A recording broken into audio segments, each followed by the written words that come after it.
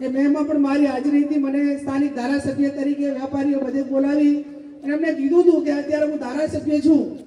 પણ હું તમારી સાથે છું, જ્યાં પણ રજૂઆત કરવાની થતી હોય ત્યાં પણ કીધું મોડો થોડો વિચાર,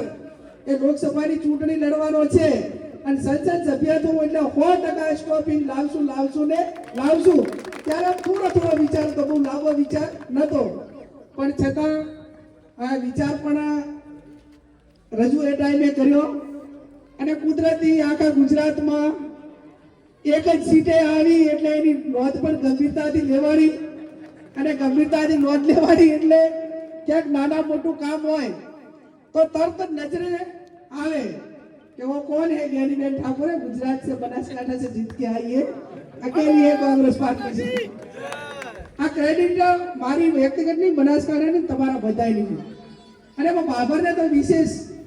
બીજા બધાય કરતા બાબરને વિશેષ પ્રેમ હોય, સ્નેહ હોય, લાગણી હોય અને ભાવના પણ હોય. ત્યારે લોકેશજી અને બંને અધિકારીઓનો પણ આભાર માનું છું કે એમને મેં વારંવાર લેટર લખીને ઉઘરાણી પણ કરી અને તમામ નાના મોટા આની સાથે જે સંકળાયેલા હતા એ બધાનો સહકાર મળ્યો છે. આવનાર સમયની અંદર એક આધુનિકરણ તરફ આની અંદર વ્યવસ્થાઓ બીજી થાય અને મેં કીધું કે નાના મોટી જે કંઈ વ્યવસ્થાઓ કરવાની હોય એ વ્યવસ્થાઓ વિભાગ મારફત એમાં જે રેલવે વિભાગને જે કરવાનું છે એ પણ કરાવડાવશું.